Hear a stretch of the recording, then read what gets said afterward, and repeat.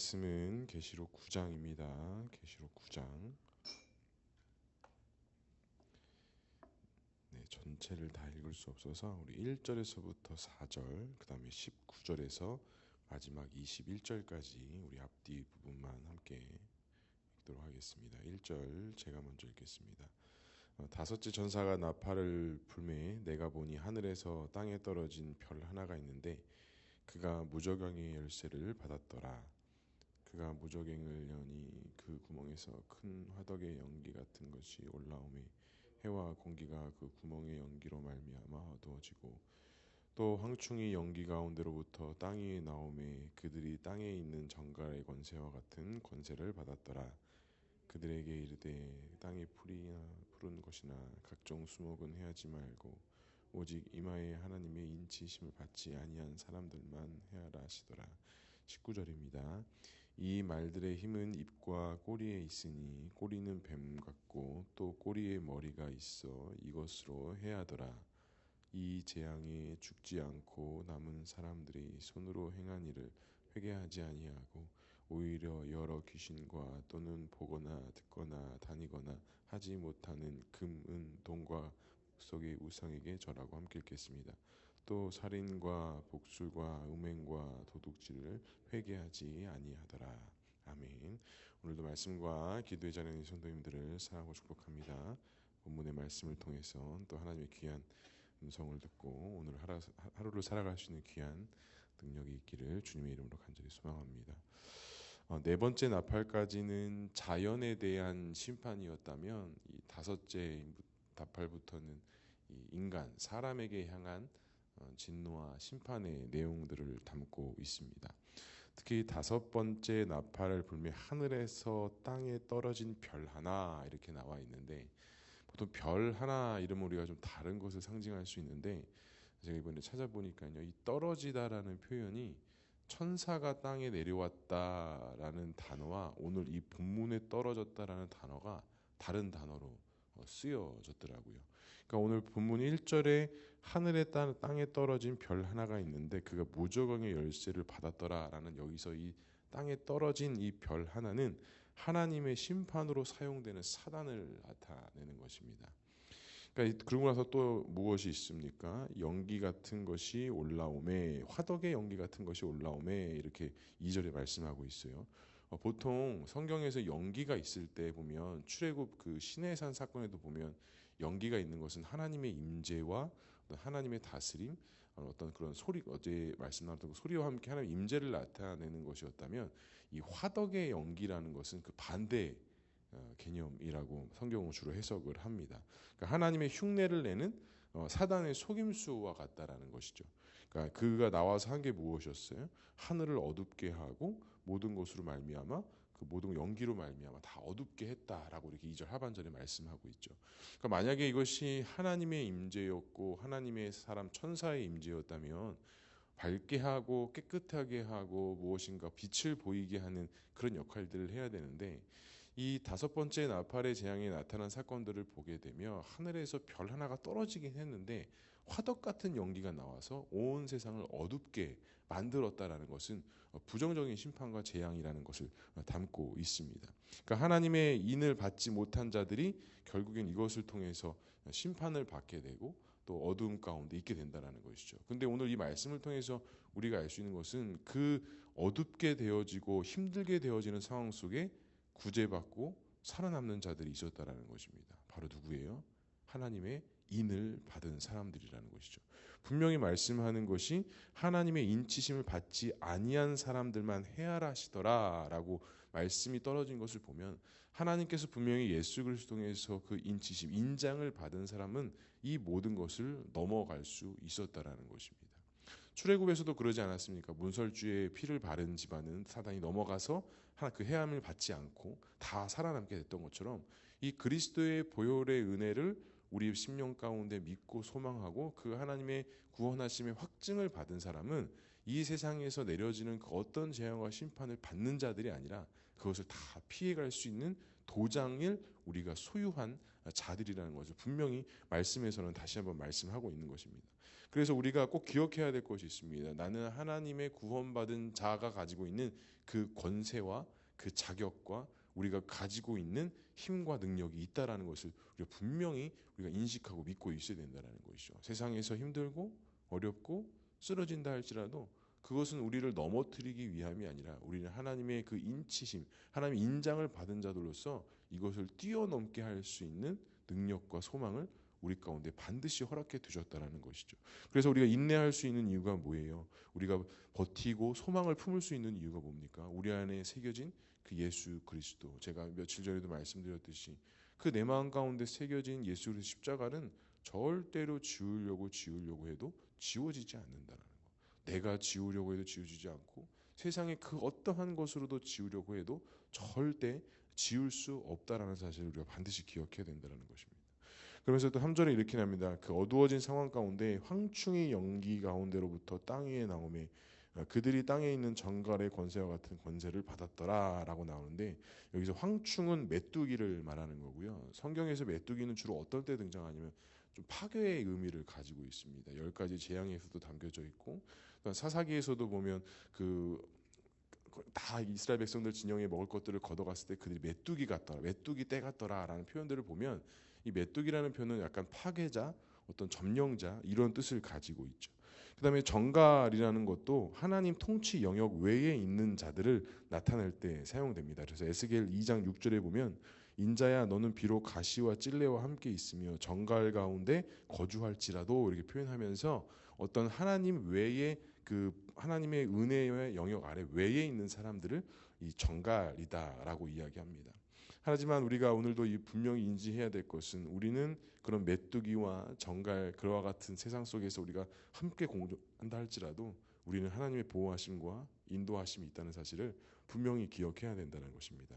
간절히 소망합니다. 오늘 하루도 우리가 이 세상 속에서 메뚜기와 같은 사람도 많고 정갈과 같은 사람도 많은 세상 속의 삶을 살아가야 되는데 우리가 이와 같은 삶을 살아갈 때 반드시 기억해야 될 건 하나님께서 우리들을 불꽃 같은 눈으로 지켜보고 인도하신다는 사실을 꼭 믿으시기를 주님의 이름으로 간절히 축복합니다. 그 다음에 이제 6번째 나팔이 진행이 되는데요. 여러 가지 내용들이 있지만 첫 번째 보면은 하나님 앞 금제단이라고 표현되어지고 있습니다. 13절에 보면 여섯째 선자가 나팔을 불매 내가 들어 하나님 앞 금제단 넷불 한 음성이 나서라고 이렇게 말씀합니다. 이렇게 금제단 하면 우리가 앞 6장에서 나눴던 말씀도 기억날 것이고 앞절에서 8장에서 나눴던 그 성도들의 기도가 올려졌던 그 제단을 우리가 기억할 수 있습니다.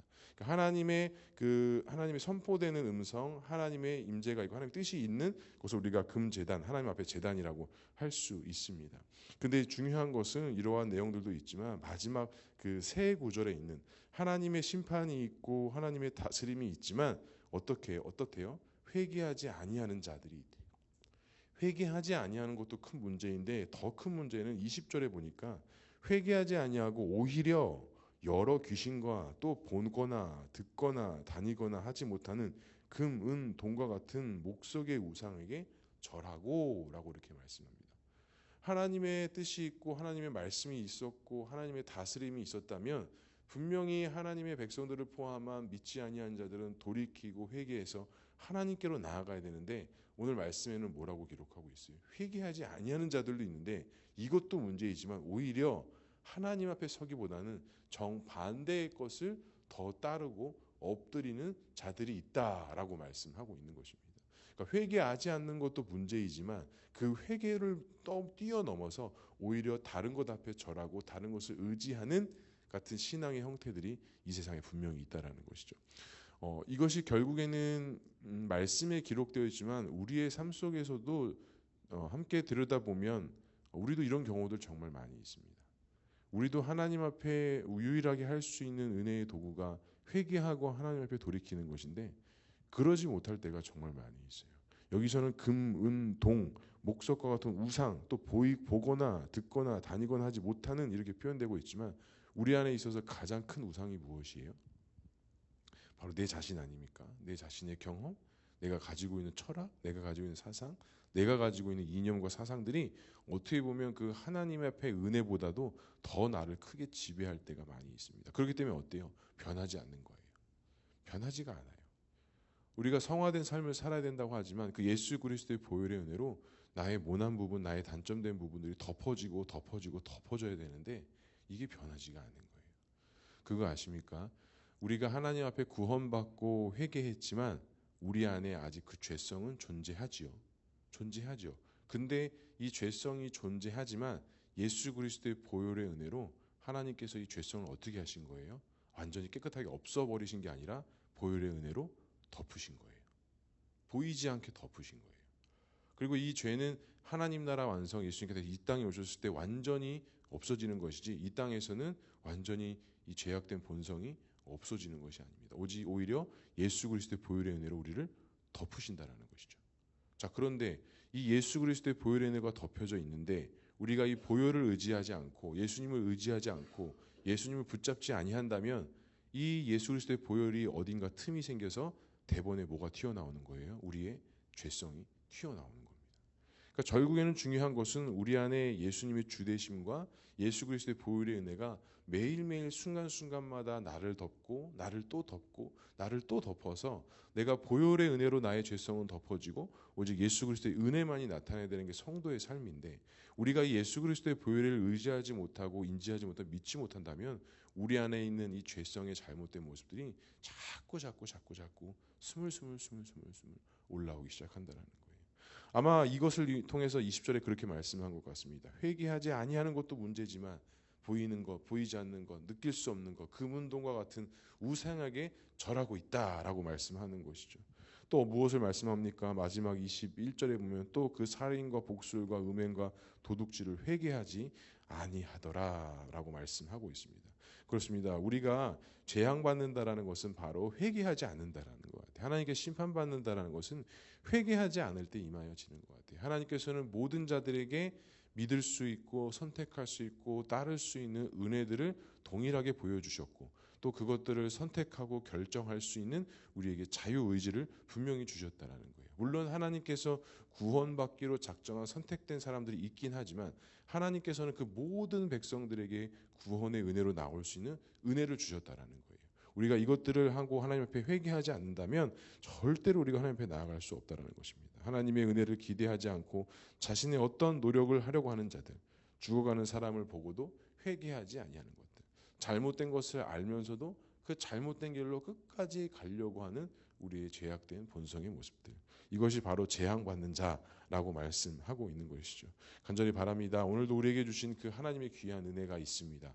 우리가 그 귀한 은혜가 있기 때문에 우리는 다른 것을 따르고 다른 것을 순종해야 되는 사람들이 아니라 절대적인 하나님의 은혜 앞에 엎드리고 순종하여 하나님의 뜻 가운데로 순종의 길, 신앙의 길, 절대적인 신앙과 소망의 길을 가야 한다라는 것이죠. 간절히 바랍니다. 오늘 하루 그와 같은 삶이 우리 모두의 삶이 될 수 있기를 주님의 이름으로 간절히 축복합니다. 회개하지 아니하는 자가 아니라 오늘 하루도 주 앞에 회개할 것들을 회개하며 또 간구할 것들을 간구하며 또 회개할 것이 없다다 할지라도 예수 그리스도의 보혈의 은혜가 나를 또 덮고 또 덮는 그 은혜를 사모하여서 나의 본성된 죄악으로 살아가는 것이 아니라 그리스도의 보혈의 은혜로 살아가는 저와 우리 모두가 될 수 있기를 주님의 이름으로 간절히 축복합니다.